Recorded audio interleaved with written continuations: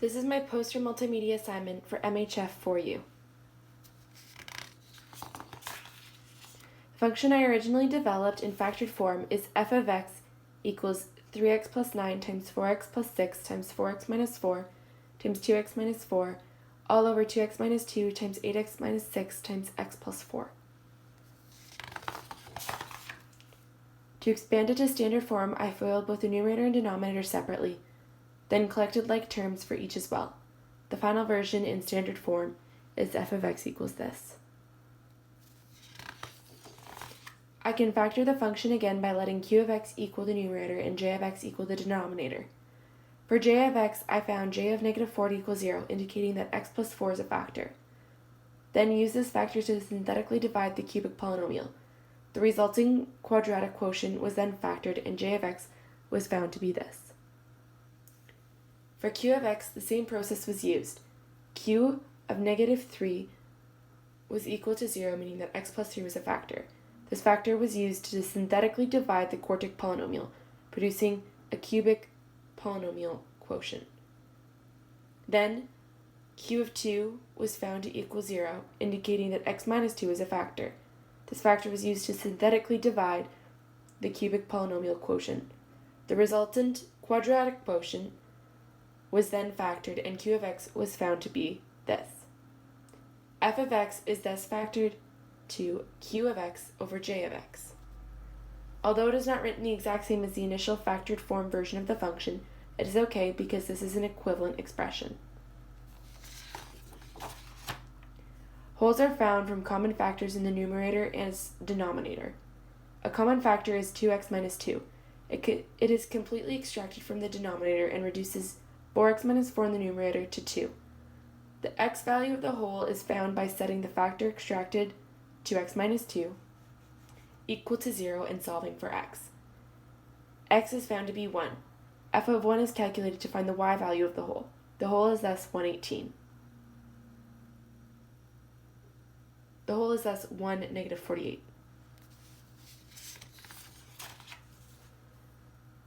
X-intercepts are found from the remaining factors in the numerator after the whole is extracted. I set each factor equal to 0 and solved for x. The roots are therefore x equals negative 3, x equals negative 3 over 2, and x equals 2. The vertical asymptotes are found in the same way as the roots, except they come from the factors in the denominator. We set each to can equal 0 since there are restrictions, and solve for x.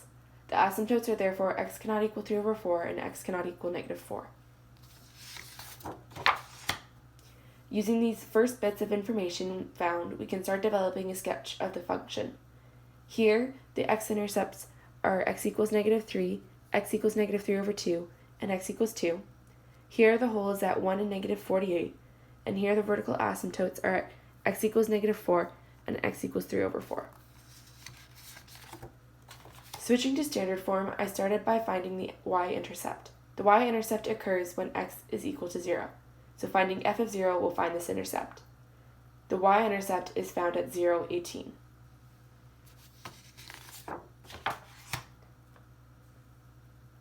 Because the numerator of the function is 1 degree higher than the denominator, there is an oblique asymptote. It is found by dividing the numerator by the denominator using long division. The quotient found was 6x minus 9 over 4, and the remainder was this piece here. The quotient is the equation of the oblique asymptote, so I let y equals 6x minus 9 over 4. Because as x approaches infinity, the remainder approaches 0, I ignored the remainder and only focused on the oblique.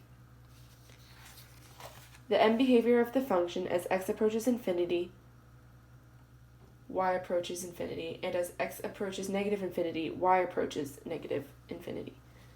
This is because the function behaves like the oblique in extreme values of x. Therefore, the end behavior of the curve mimics that of the oblique. I use this information to add to our developing graph. The y-intercept is plotted at 0, 18, and the oblique is drawn as the line y equals 6x minus 9 over 4.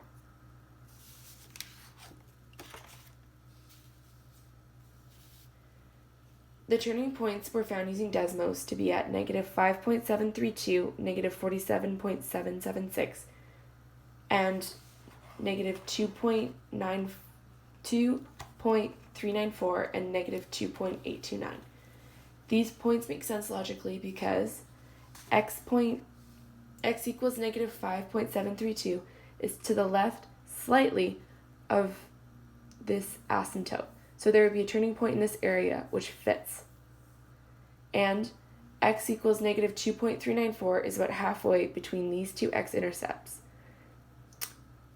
which is what we expect since this piece seems like it would make a quadratic.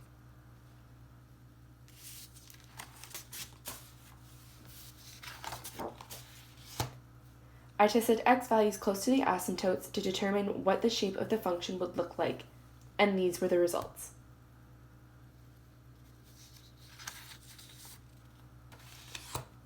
A final graph was made using all the information I have found. Here are the x-intercepts at x equals negative 3, x equals negative 3 over 2, and x equals 2. Here are the vertical asymptotes at x equals negative 4 and x equals 3 over 4. Here's the hole at 1 and negative 48. Here's the y-intercept at 0 and 18. Here's the oblique asymptote at y equals 6x minus 9 over 4. Here is a turning point at negative 2.394 and negative 2.829. And here's the other turning point at negative 5.732 and negative 47.776.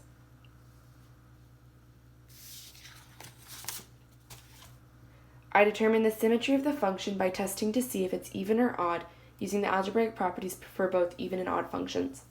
Before using these two algebraic properties, I expect it to be neither even nor odd because even functions are symmetric about the y-axis, and graphically, I can see that our function will not be symmetric about the y-axis. Furthermore, odd functions have rotational symmetry about the origin, and it is obvious graphically that the function does not have rotational symmetry about the origin. To confirm these observations algebraically, I tested the algebraic property of f of x equals f of negative x for even functions. The function is not even because f of x does not equal f of negative x. The algebraic property of f of negative x equals negative f of x holds true for odd functions.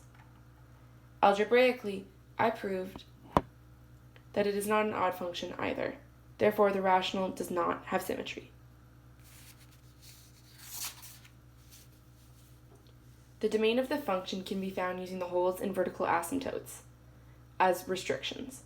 Therefore, the domain is x as an element of real numbers such that x cannot equal 4, x cannot equal 3 over 4, and x cannot equal 1. The range of the rational is simply f of x is an element of real numbers because there is no restrictions horizontally on the function, and the whole has a lower y value than this portion of the function. Areas of increase go from negative infinity to negative 5.732, negative 2.394 to 3 over 4, 3 over 4 to 1, and 1 to infinity.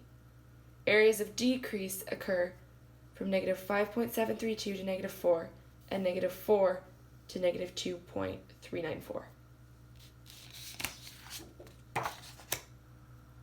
A positive IROC can be found for any x value in an area of increase. So I calculated f of 2 and f of 2.001 and used these values in the IROC equation to find that the IROC at 2 is 13.99. Negative IROC can be found for any x value in an area of decrease. So I calculated f of negative 5 and f of negative 4.999 and used these values in the IROC equation to determine that an IROC at negative 5 is equal to 12.6 negative. The family of this function is irrational as it is a ratio from one polynomial to another. The rational is discontinuous because one cannot trace along the whole function without jumping to the next piece. Finally, there are no transformations because it is impossible to obtain it from a key point form. Thank you for listening.